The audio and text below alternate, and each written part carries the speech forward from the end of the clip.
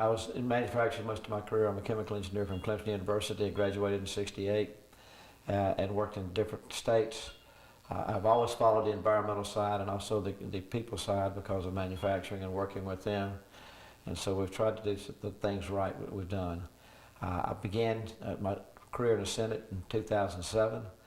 I had a well driller in Dorchester County call me and talk to me about someone that had fallen in a well. And they'd got him out. It wasn't a serious incident, but it could have been a very serious incident. But he was a well driller, and he said nobody on abandoned wells, they just abandon the wells and walk away. They don't do anything to close them. You may buy the property later. You don't know there's a well on the property, so you got issues there. But people fall in wells. Livestock fall in wells. Children fall in wells. So it's safety. It's something you got to be doing safety. So I started looking at it, and I saw the number of incidences where people had fallen in wells. So that got me looking at it. And being an engineer, a chemical engineer, I started looking at the environmental aspect of it also. He was talking about people getting oil dumped in a well, an abandoned well, other chemicals dumped in a well, farmers putting stuff in the wells. They're there, they don't mean to do it, but because they're abandoned and nobody knows where they are. But DHEC was supporting it. They thought it was the right thing to do. Of course, they're restricted on the number of people they have and how they're going to cover for it, and how you're going to staff for it, how you're going to fund it.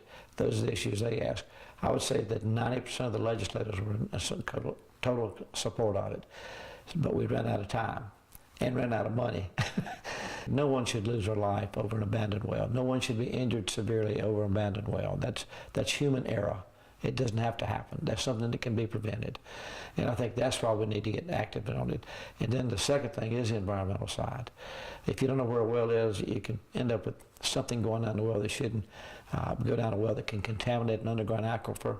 It can affect wells in the same neighborhood, people's drinking water. It can get into rivers and streams. It can cause all kinds of issues that would cost lots of money to clean up and remediate back to where you need to be. That could have been prevented if you closed the well properly.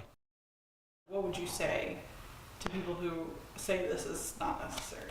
I think that they're completely wrong because it's a safety issue, it's an environmental issue, and it can be controlled. This is one of the few things that we can put controls and procedures in so that it's properly closed, and it completely eliminates any risk from the safety standpoint or the environmental standpoint.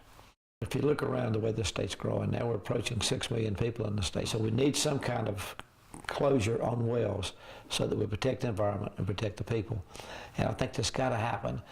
It's an infinite problem at this point because we don't know where all the wells are in the state, and they go back for years and years and years. We only have a limited amount of time that we have permitting for wells, but we at least know where those are. But we can start, even if it's ground zero, we can start and move forward and put something in place that will protect people's lives and also protect the environment.